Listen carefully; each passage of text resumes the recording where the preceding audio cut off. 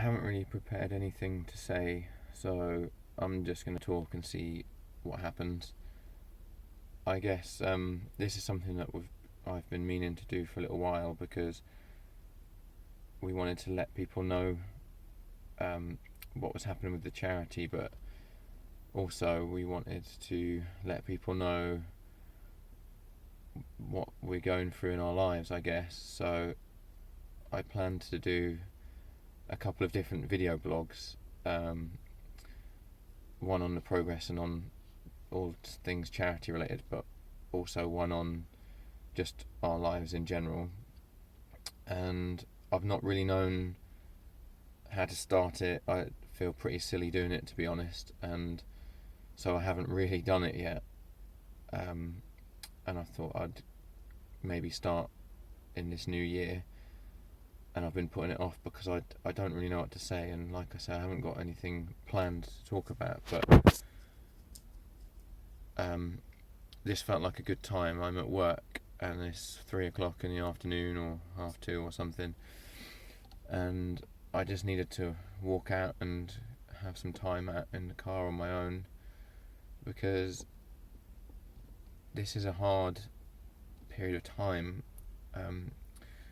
It's 2 years since Finbar first went into hospital this week, and this day 2 years ago was the day that he was transferred down to Addenbrooke's to be seen by the doctors there, having had a scan at Norfolk and Norwich, what would have been this morning and yesterday as well. And it's been on our minds, and I haven't really been able to stop thinking about it all day. And then my phone came up with this notification: this is what you were doing 3 years ago, a Google Photos thing, and it had all these pictures, and I've been getting them all week, but today was the last day of a holiday that we went on to the Alps, and it's just really hit me hard that 3 years ago we'd had such a lovely time away on holiday, and these pictures of Finbar and me on the aeroplane,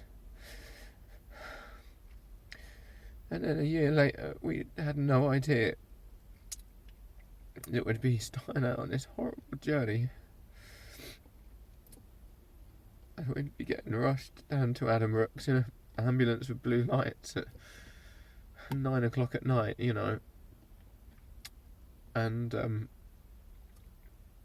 then what would follow after that. But I just remember the anxiety of that day, that we'd had a scan the day before which was a little bit inconclusive, but they then re-scanned him on this day 2 years ago, and they said there was definitely something that needed more investigation,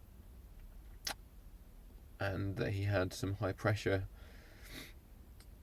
in his head as well. So they sent us down to Addenbrooke's, and prior to that we'd had to be taken into the office after waiting all day for the scan results, and about 5 or 6 o'clock in the evening they took us into the office after we'd waited all that time, with that feeling just coming back to me, all that anxiety.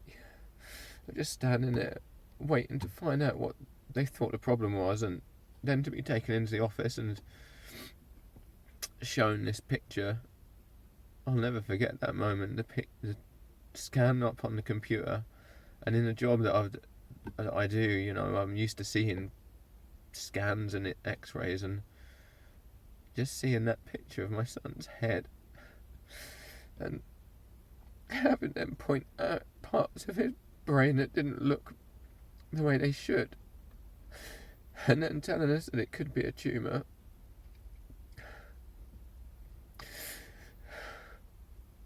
It was surreal. It was really surreal, but it was just horrible. And then the panic that brought with us, I didn't really know what it meant. I didn't know what was going to follow. And this was the day really that journey really sort of started.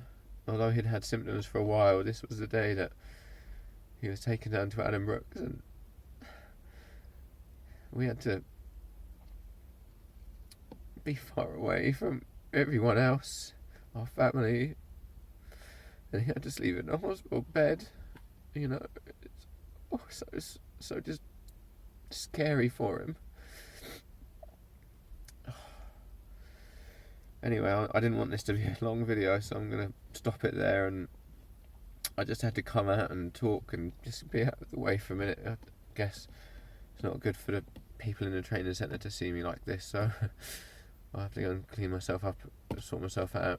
But I'm going to try and do these blogs so that people can understand, because I think most of the time when people see us, as strong as we can and probably come across really normally, but this is always going through my head, and I've always got this feeling in my chest of this pain, this heartache. Anyway, I'm going to do a separate video blog thing at some point in the next week or two to update everybody on what's happening with the charity, but I'll keep those ones separate. This might be the last and only one that I do for our personal lives. I don't know. I'll see how I feel and if I bother to upload this or not. But anyway, thanks if you've watched it. I don't know what else to say, but hopefully it lets people have some insight into it. I'm hoping that's what people will get from this if I do carry it on, because it's something that you just don't think about, isn't it? Alright, thank you. Bye.